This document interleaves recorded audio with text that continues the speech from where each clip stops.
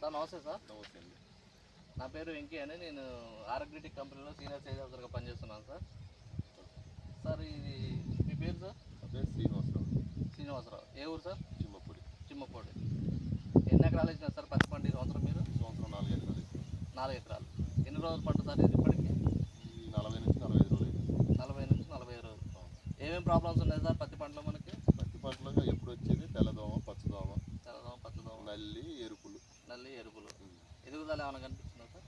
ఎదుగుదల అంటే ఇప్పుడు మనం 40 రోజులు వేసింది కదా, ఈ మందు కొట్టేంత వరకు అయితే ఎదుగుదల ఏం లేదు. ఇది కనుక అవును సార్. ఈ వర్షాలు బెట్టకొచ్చేసి కొద్దిగా ఇబ్బంది ఉంది. ఓకే. మరి ఆ ప్రాబ్లమ్స్కి ఏ మందు కొట్టినారు సార్? ఆ ప్రాబ్లమ్స్కి మొన్న వారం కింద జోడీ కొట్టినాం. జోడీ కొట్టారు. జోడీ కాంబో ప్యాక్. జోడీ కాంబో ప్యాక్ కొట్టారు.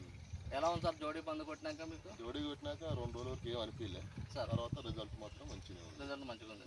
ఎప్పుడు 3 రోజులు 4 రోజుల నుంచి? 4 రోజుల నుంచి స్టార్ట్ అయింది. 4 రోజుల నుంచి స్టార్ట్ అయింది. 4 రోజుల నుంచి స్టార్ట్ అయింది. ఇక అన్ని నల్లి, తెల్లదోమ, పచ్చదోమ అంతా పోయింది. నల్లి పోయింది అంతా సార్. ఇక అంత చేను కూడా అంత గ్రీనిష్గా వచ్చేసింది.